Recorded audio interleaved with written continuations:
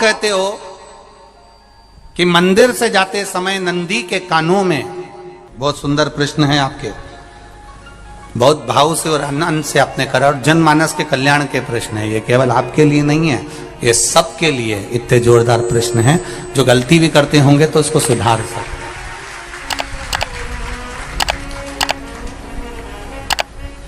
आपने कहा कि नंदी के कानों में कहना चाहिए, लोग हंसते हैं, कहते हैं बताओ वो नंदी के कानों में भगवान को कहना चाहिए। वैसे तो हम आपको एक बात बता दें कि दुनिया के लोग किसी दूसरे धर्म की कभी हंसी नहीं उड़ाते। दुनिया के लोगों को दूसरे का धर्म अच्छा लगता है। दुनिया के लोग सबसे ज्यादा हंसी उड़ाते हैं तो हमारे सनातन धर्म की ही उड़ाते हैं, और जी खुद उड़ाते हैं, दूसरा उड़ाने वाला नहीं होता। दूर के ढोल हमें समझ में आते हैं, उसका धर्म हमें समझ में आ गया, उनका क्या है, ऐसा है, आओ कुछ नहीं, उनके धर्म में ऐसा है, कितना आनंद हमें दूसरे के धर्म में लग रहा है, और हमारा सनातन धर्म हमको बुरा लगता है। हमारे सनातन धर्म हमें बुरा लगने लगा। अरे भाई, लोग कहते हैं कि नंदी के कान में कहते हो, ये कोई हमारे पुराणों में या शास्त्रों में लिखा है? भगवती बहन साहू, आपको धन्यवाद देना चाहूंगा और एक बात कहना चाहूंगा, जितनी भी शिव महापुराण के अंतर्गत चाहे उपाय जो बताए जाते हैं कि बेलपत्री ऐसे चढ़ाना, काली मिर्च ऐसे चढ़ाना, चावल ऐसे चढ़ाना, धतूरा का क्या महत्व है, शमी के पत्ते का क्या महत्व है, बेलपत्री के पत्ते का क्या महत्व है, ये जितनी भी बातें बताई जाती हैं ये सब पुराण के अंतर्गत से बताई जाती है। अब दुनिया के लोग इसको चाहे टोटका कह दें, चाहे दुनिया के लोग इसे टोना कह दें, पर पुराण से हटकर कुछ नहीं। और आप लोगों को अगर बोला है कि नंदी के कान में कहकर भगवान शंकर के मन में बात पहुंचे, तो ये क्यों कहा, तो ये भी हमारी शिव महापुराण में लिखा है, जलंधर के चरित्र में।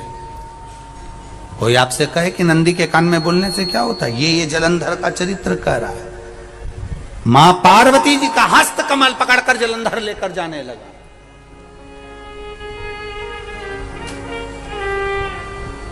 वृंदा का पति लेकर जा रहा।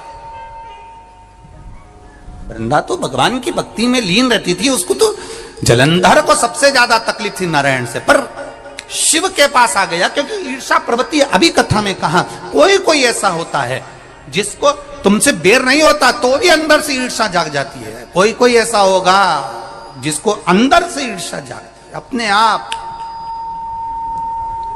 अपने आप अंदर से ईर्षा जागती है, उसका कोई बेर नहीं, और ईर्षा जाग रही, भीतर से ईर्षा जाग। ना आप उससे मिले हो, ना कभी वो आप उसके सामने बैठे हो। कई लोग किसी ना किसी की बुराई करते हैं तो हम लोग पूछ भी लेते हैं, क्यों साहब उनसे मिलकर आए हो क्या तुम? कभी नहीं मिल किया, कभी उनका सामना हुआ नहीं हुआ, तो फिर बुराई क्यों कर रहा? एक ने कर दी थी इसलिए हमारे ध्यान में था तो हमने भी कर दी। लो, वो कुआं में डूब के मरेगा तो तू भी मरेगा का?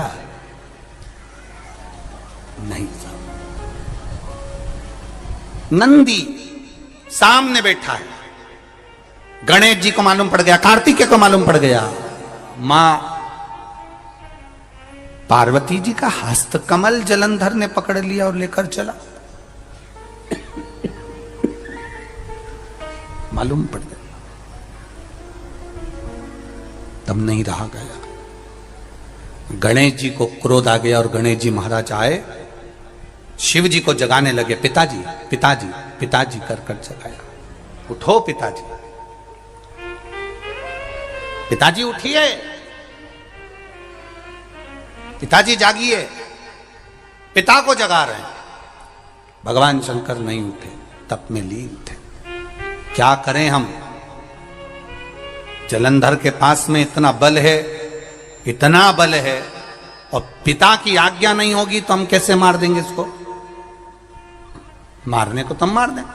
मां ने आज्ञा करी थी कि जलंधर उसको तारकासुर को मार दो, तो कार्तिकेय ने तारकासुर को मार दिया। शिव जी की आज्ञा नहीं तो हम इसको कैसे मारें? क्या करें? सब कुछ गणेश जी ने देख लिया, शंकर जी के ऊपर बहुत बहुत बहुत बहुत प्रार्थना कर कर देख ली, पर शंकर जी नहीं जागे। तब आखिरी में विनायक ने, गणेश ने, जितने लोग आस्था चैनल पर कथा सुन रहे हैं, जितने लोग फेसबुक यूट्यूब पर कथा सुन रहे हैं, इस बात को याद रखना कि नंदी के कान में कहने से क्या होता है वो ये इस कथा से सीख लेना। आखिरी में गणेश जी को लगा किसको कहूं, शंकर जी भी तप में है, नंदी भी तप में है, मैं किसको कहूं? शिव जी को कह के कर थक गया, पिताजी को बोल बोल कर थक गया, पिताजी जागते नहीं।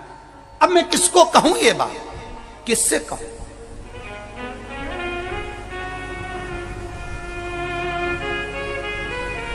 विनायक गए सीधे अब नंदी के पास में। नंदी भी तप में लीन थे, शंकर जी की ओर मुख था, शंकर जी की ओर मुख था। गए और जाकर तुरंत विनायक ने नंदी के कानों में जाकर कहा, नंदीश्वर, मैया का हाथ पकड़कर जलंधर लेकर जा रहा है, पिताजी तप में लीन है, कृपा करिए ना। बस केवल नंदी के कान में कहा, गणेश जी दूर हट गए। नंदी के कान में कहा, शंकर जी के नेत्र खुल गए, शिव जी के नेत्र खुले। ध्यान देना जरा, इस शिव महापुराण की, आशुतोष शिव महापुराण की कथा, जो कथा यहां कही जा रही है, यह कथा पहले के चरित्रों में सुनने को नहीं मिली होगी। जरा ध्यान देना इस संवाद पर, जितने लोग आस्था चैनल पर, जितने फेसबुक यूट्यूब पर सुन रहे हैं। सनातन धर्म की हंसी उड़ाने वाले कह देते हैं नंदी के कान में कहने से क्या होता है, नंदी के सामने जाकर बोलने से क्या होता है, नंदी के पास बैठकर बोलने से क्या होता है, नंदी के पास बैठकर शंकर जी का मात्र दीदार करने से क्या होता है, दर्शन करने से क्या होता है। वो अच्छे से समझ लेना, जो लोग सनातन धर्म पर उंगलियां उठाते हैं, वो अच्छे से समझ ले इस बात को।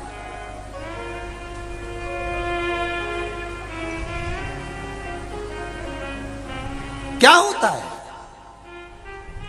नंदी तप में लीन, शिवजी तप में लीन, शिव नहीं उठ रहे। विनायक ने नंदी के कानों में जाकर कह दिया, नंदी के कान में जाकर कहा, नंदी के नेत्र नहीं खुले।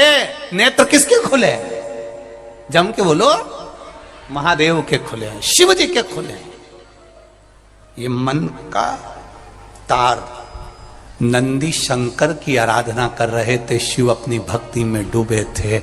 यहां कहा, यहां पहुंचा, जो दिल में था उस तक बात पहुंच गई। नंदी के दिल में शिव थे, तुम कहे, नंदी ने शंकर तक बात पहुंचा दी। वो सूत्र जो बंधा था दिल से दिल तक का, वो पहुंच गया। वो सूत्र जो दिल से दिल तक बंधा हुआ था, मन से बंधा हुआ था, खबर वहां तक पहुंच गई, खबर पहुंच गई। उसको जानो, लुटाइए, ये मौका मिला है आनंद का, दिल से प्रेम लुटाओ। नंदी से कहा, नंदी ने देवादिदेव महादेव से नहीं कहा। केवल नंदी आंख बंद कर कर बैठे थे, कहते से ही भगवान गणेश के शब्द शिव जी तक पहुंच गए। शिव जी के नेत्र खुल गए और उन्होंने जलंधर के पास पहुंचकर पार्वती जी का हस्त कमल छुड़वाया। जरा विचार करिएगा, आप नंदी से कहते हो मेरे महादेव तक बात पहुंच जाती है। आपको केवल नंदी से प्रेम से कहना है, नंदीश्वर मेरे बाबा, ए मेरे बाबा, आप रोज शिव जी को लेकर भ्रमण पर निकलते हो, मुझे बहुत दुख है, आप मेरे दुख को मिटाने के लिए मेरे दरवाजे पर क्यों नहीं आते? नंदीश्वर से कहा, शिव जी तक बात पहुंच जाएगी, शंकर के नेत्र आपके लिए खुल जाएंगे और महादेव आपके यहां खड़ा मिलेगा, मेरा महादेव आपके पास में खड़ा मिलेगा। आशुतोष शिव महापुराण की कथा कहती है, लोग कहते हैं नंदी को कहने से क्या होता है, ये शिव तत्व की कथा आशुतोष शिव महापुराण कह रही है। कहा वहां तक पहुंचा, दिल से दिल का कंठ। जो भगवान नंदी के कानों में कुछ कहकर आते हैं, बोले हो कभी? सीधे बोल देते हो क्या जाकर? नंदी के कानों में कहने का भी एक तरीका है। आप लोगों को मालूम होगा वो तरीका? नहीं मालूम?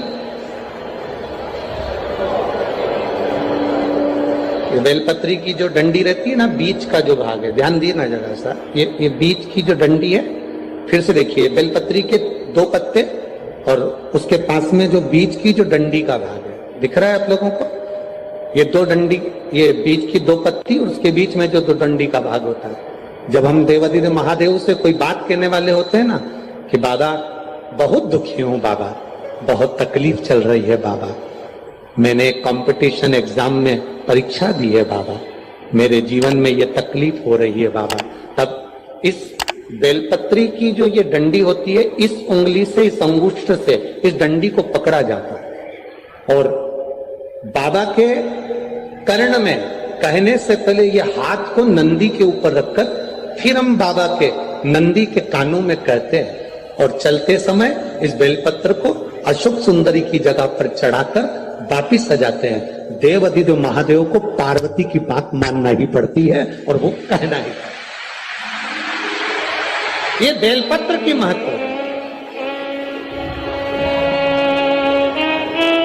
ये जितना फल एक बेलपत्र की पत्ती में उतना की उतना फल, हम आपसे फिर कहेंगे, कभी मौका मिल जाए जिंदगी में, कभी तुम्हारे जीवन में अगर मौका मिले और कहीं बेलपत्री का वृक्ष मिल जाए जिसकी छांव तुम्हारे ऊपर पड़ रही हो, तुम्हारे ऊपर अगर बेलपत्री की छांव पड़ रही हो, उसके नीचे बैठकर कभी मौका मिले, एक बेलपत्री का पत्ता मात्र रखकर आप शिव जी का नाम लेकर जल भी अगर समर्पित कर रहे हो ना, तो वो 12 ज्योतिर्लिंग को जल चढ़ाने के बराबर फल प्रदान कर। एक बेलपत्री का पत्ता, एक बेलपत्री का वृक्ष, एक बेलपत्री के वृक्ष की छांव हमारे जीवन को कृतार्थ कर देती है, धन्य कर देती है, कृतार्थ। कभी भी शंकर के मंदिर में जाओ, शिव जी का पूजन कर जब वापिस आओ, तो शंकर भगवान के मंदिर में जो बाहर नंदी बैठता है, उसके कानों में ओम नमः शिवाय बोलकर अपने मन की कामना उसके कानों में बोलकर आप आ जाइए, आपकी कामना 3 महीने में पूरी हो जाती है। नंदी के ईश्वर भगवान का स्मरण करिए। अगर 7 बेलपत्र आप शंकर को समर्पित करते हो तो 1 बेलपत्र नंदी भगवान पर भी अवश्य समर्पित करें। नंदीश्वर